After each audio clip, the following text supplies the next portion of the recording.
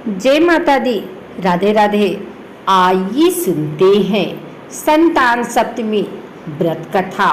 संतान सप्तमी व्रत भाद्रपद मास के शुक्ल पक्ष की सप्तमी तिथि के दिन किया जाता है। यह व्रत विशेष रूप से संतान प्राप्ति, संतान रक्षा और संतान की उन्नति के लिए किया जाता है। इस व्रत में भगवान शिव एवं माता गौरी की पूजा का विधान है। भाद्रपद के शुक्ल पक्ष की सप्तमी का व्रत अपने विशेष महत्व को रखता है। सप्तमी का व्रत माताओं के द्वारा किया जाने वाला अपनी संतान के लिए है। इस व्रत को करने वाली माता को प्रातः काल में स्नान और नित्यक्रम क्रियाओं से निवृत्त होकर स्वच्छ वस्त्र धारण करने चाहिए। इसके बाद प्रातः काल में श्री विष्णु और भगवान शिव की पूजा अर्चना करनी चाहिए और सप्तमी व्रत का संकल्प लेना चाहिए। निराहार व्रत कर दोपहर को चौक पुरकर चंदन, अक्षत, धूप, दीप, नैवेद्य, सुपारी तथा नारियल आदि से फिर से शिव पार्वती की पूजा करनी चाहिए। सप्तमी तिथि के व्रत में नैवेद्य के रूप में खीर, पूरी तथा गुड़ के पुए बनाए जाते हैं। संतान की रक्षा के लिए कामना से भगवान भोलेनाथ को कलावा अर्पित किया जाता है तथा बाद में इसे स्वयं धारण कर इस व्रत की कथा सुनी जाती है। एक दिन महाराज युधिष्ठिर ने भगवान से कहा, हे प्रभु, कोई ऐसा उत्तम व्रत बतलाइए जिसके प्रभाव से मनुष्यों के अनेकों सांसारिक क्लेश दुख दूर होकर वे पुत्र एवं पौत्रवान हो जाएं। यह सुनकर भगवान बोले, हे राजन, तुमने बड़ा ही उत्तम प्रश्न किया है। मैं तुमको एक पौराणिक इतिहास सुनाता हूँ, ध्यान पूर्वक सुनो। एक समय लोमस ऋषि ब्रजराज की मथुरापुरी में वसुदेव के घर गए। ऋषिराज को आया हुआ देख करके दोनों अत्यंत प्रसन्न हुए तथा उनको उत्तम आसन पर बैठाकर उनका अनेक प्रकार से बंदन और सत्कार किया। फिर मुनि के चरणोदक से अपने घर तथा शरीर को पवित्र किया। वह प्रसन्न होकर उनको कथा सुनाने लगे। कथा के कहते लोमस ने कहा कि हे देवकी, दुष्ट दुराचारी पापी कंस ने तुम्हारे कई पुत्र मार डाले हैं, जिसके कारण तुम्हारा मन अत्यंत दुखी है। इसी प्रकार राजा नहुस की पत्नी चंद्रमुखी भी दुखी रहा करती थी, किंतु उसने संतान सप्तमी का व्रत विधि विधान सहित किया, जिसके प्रताप से उनको संतान का सुख प्राप्त हुआ। यह सुनकर देवकी ने हाथ जोड़कर मुनि से कहा, हे ऋषिराज, कृपा करके रानी चंद्रमुखी का संपूर्ण वृत्तांत तथा इस व्रत को विस्तार सहित मुझे बतलाइए, जिससे मैं भी इस दुख से छुटकारा पाऊं। लोमस ऋषि ने कहा कि हे देवकी, अयोध्या के राजा नहुस थे। उनकी पत्नी चंद्रमुखी अत्यंत सुंदर थी। उनके नगर में विष्णुगुप्त नाम का एक ब्राह्मण रहता था। उसकी स्त्री का नाम भद्रमुखी था। वह भी अत्यंत रूपवती सुंदरी थी। रानी और ब्राह्मणी में अत्यंत प्रेम था। एक दिन वे दोनों सरयू नदी में स्नान करने के लिए गई।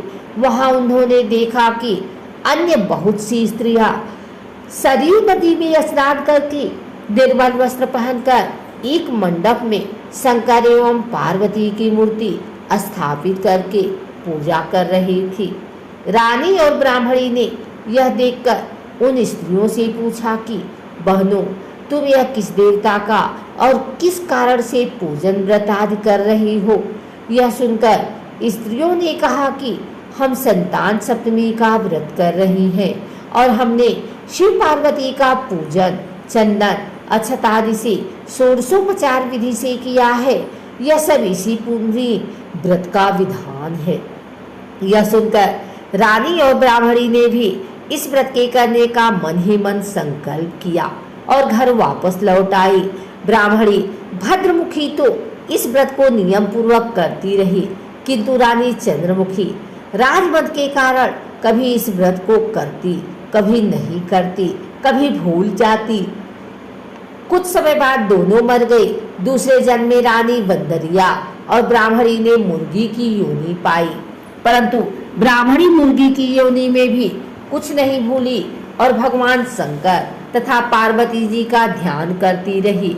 उधर रानी बंदरिया की योनि में भी सब कुछ भूल गए। थोड़े समय के बाद दोनों ने यह देह त्याग दी। अब इनका तीसरा जन्म मनुष्य योनि में हुआ। उस ब्राह्मणी ने एक ब्राह्मणी के यहाँ कन्या के रूप में जन्म लिया। उस ब्राह्मण कन्या का नाम भूषण देवी रखा गया तथा विवाह गोकुल निवासी अग्निशील ब्राह्मण से कर दिया गया। भूषण देवी इतनी सुंदर थी कि वह आभूषण रहित होते हुए भी अत्यंत सुंदर लगती थी। कामदेव की पत्नी रति भी उसके सम्मुख लजाती थी। भूषण देवी के अत्यंत सुंदर सर्वगुण संपन्न चंद्रमा के समान धर्मवीर कर्मनिष्ठ सुशील स्वभाव वाले 8 पुत्र उत्पन्न हुए। यह सब शिव जी के व्रत का पुनीत फल था। दूसरी ओर शिव विमुख रानी के गर्भ से कोई भी पुत्र नहीं हुआ। वह निसंतान दुखी रहने लगी। रानी और ब्राह्मणी में जो प्रीति पहले जन्म में थी वह अब भी बनी रही। रानी जब वृद्धावस्था को प्राप्त होने लगी तब उसके गूंगा बहरा तथा बुद्धिहीन अल्प आयु वाला एक पुत्र हुआ। वह 9 वर्ष की आयु में इस क्षणभंगुर संसार को छोड़कर चला गया। अब तो रानी पुत्र शोक से अत्यंत दुखी हो व्याकुल रहने लगी। दैवयोग से भूषण देवी ब्राह्मणी रानी के यहाँ अपने पुत्रों को लेकर पहुंची। रानी का हाल सुनकर उसे भी बहुत दुख हुआ, किंतु इसमें किसी का क्या बस। कर्म और प्रारब्ध के लिखे को स्वयं ब्रह्मा भी नहीं मिटा सकते। रानी कर्मच्युत भी थी, इसी कारण उसे दुख भोगना पड़ा। इधर रानी पंडितानी के इस वैभव और 8 पुत्रों को देखकर उससे मन में ईर्ष्या करने लगी तथा उसके मन में पाप उत्पन्न हुआ। उस ब्राह्मणी ने रानी का संताप टूट करने के निमित्त अपने 8 पुत्र रानी के पास छोड़ दिए।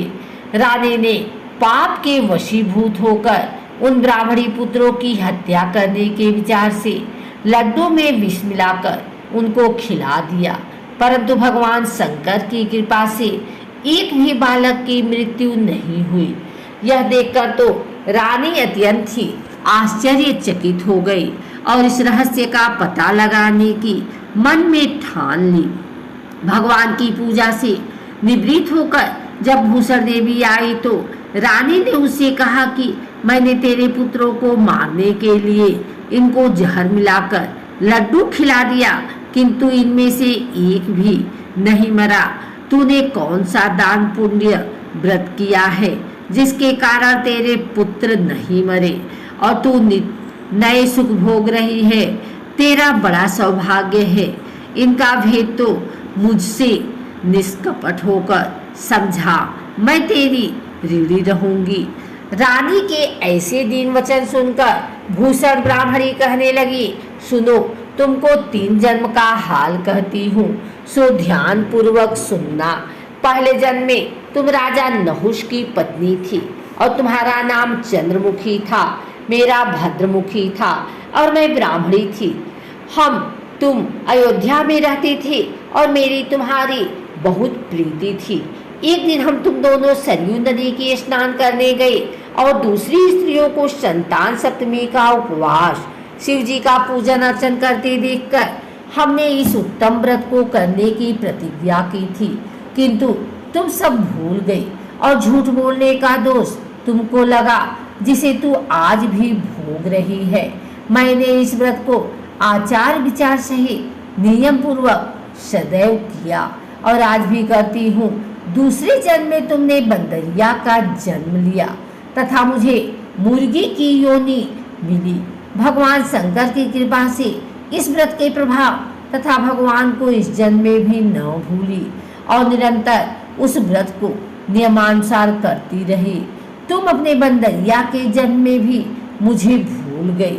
मैं तो समझती हूँ कि तुम्हारे ऊपर यह तो भारी संकट है, उसका एकमात्र यही कारण है और दूसरा कोई इसका कारण नहीं हो सकता। इसलिए मैं तो कहती हूँ कि आप सब भी संतान सप्तमी के व्रत को विधि सहित करिए, जिससे आपका यह संकट दूर हो जाए। लोमस ऋषि ने कहा, हे देवकी, भूषण ब्राह्मणी के मुख से अपने पूर्व जन्म की कथा तथा व्रत संकल्प इत्यादि सुनकर रानी को पुरानी बातें याद आ गई और पश्चाताप करने लगी तथा भूषण ब्राह्मणी के चरणों में पड़कर क्षमा याचना करने लगी और भगवान शंकर पार्वती जी की अपार महिमा के गीत गाने लगी। उस दिन से रानी ने नियमानुसार संतान सप्तमी का व्रत किया, जिसके प्रभाव से रानी को संतान सुख भी मिला तथा संपूर्ण सुख भोग कर रानी शिवलोक को गई। भगवान शंकर के व्रत का ऐसा प्रभाव है कि पथभ्रष्ट मनुष्य भी अपने पथ पर अग्रसर हो जाता है और अंततः ऐश्वर्य भोग कर मोक्ष पाता है। लोमस ऋषि ने फिर कहा कि देवकी, इसलिए मैं तुमसे भी कहता हूँ कि तुम भी इस व्रत को करने का संकल्प अपने मन में करो तो तुमको भी संतान सुख मिलेगा। इतनी कथा सुनकर देवकी हाथ जोड़कर लोमस ऋषि से पूछने लगी, हे ऋषिराज, मैं इस पुनीत उपवास को अवश्य करूंगी, किंतु आप इस कल्याणकारी एवं संतान सुख देने वाली उपवास का विधान, नियम आदि विस्तार से समझाइए। यह सुनकर ऋषि बोले, हे देवकी, यह पुनीत उपवास भादो भाद्रपद के महीने में शुक्ल पक्ष की सप्तमी के दिन किया जाता है। उस दिन ब्रह्म मुहूर्त में उठकर किसी नदी अथवा कुएं के पवित्र जल में स्नान करके निर्मल वस्त्र पहनने चाहिए। श्री शंकर भगवान तथा जगदम्बा पार्वती जी की मूर्ति की स्थापना करें। इन प्रतिमाओं के सम्मुख सोने चांदी के तारों का अथवा रेशम का एक गंडा बनावें। उस गंडे में 7 गांठें लगानी चाहिए। इस गंडे को धूप, दीप, अष्टगंध से पूजा करके अपने हाथ में बांधें और भगवान शंकर से अपनी कामना सफल होने की प्रार्थना करें। तदंतर 7 पुआ बनाकर भगवान को भोग लगाएं और साथ ही पुए एवं यथाशक्ति सोने अथवा चांदी की अंगूठी बनवाकर इन सबको एक तांबे के पात्र में रखकर और उनका षोडशोपचार विधि से पूजन करके किसी सदाचारी धर्मनिष्ठ सुपात्र ब्राह्मण को दान देवें। उसके पश्चात 7 पुआ स्वयं प्रसाद के रूप में ग्रहण करें। इस प्रकार इस व्रत का पालन करना चाहिए प्रति साल के शुक्ल पक्ष की सप्तमी के दिन। हे देवकी, इस व्रत को इस प्रकार नियम पूर्वक करने से समस्त पाप नष्ट हो जाते हैं और भाग्यशाली संतान उत्पन्न होती है तथा अंत में शिवलोक की प्राप्ति होती है। हे देवकी, मैंने तुमको संतान सप्तमी का व्रत संपूर्ण विधान विस्तार सहित वर्णन किया है। उसको अब तुम नियम पूर्वक करो, जिससे तुमको उत्तम संतान पैदा होगी। इतनी कथा कहकर भगवान आनंद कंद श्री कृष्ण ने धर्मावतार युधिष्ठिर से कहा कि लोमस ऋषि इस प्रकार हमारी माता को शिक्षा देकर चले गए। ऋषि के कथनानुसार हमारी माता देवकी ने इस व्रत को नियमानुसार किया, जिसके प्रभाव से हम उत्पन्न हुए। यह व्रत विशेष रूप से स्त्रियों के लिए कल्याणकारी है, परंतु पुरुषों को भी समान रूप से कल्याणदायक है। संतान सुख देने वाला, पापों का नाश करने वाला यह उत्तम व्रत जिस स्वयं भी करे तथा दूसरों से भी करवाए, नियम पूर्वक जो कोई इस व्रत को करता है और भगवान शंकर एवं पार्वती की सच्ची मन से आराधना करता है, अमर पद पाकर अंत में शिवलोक को जाता है।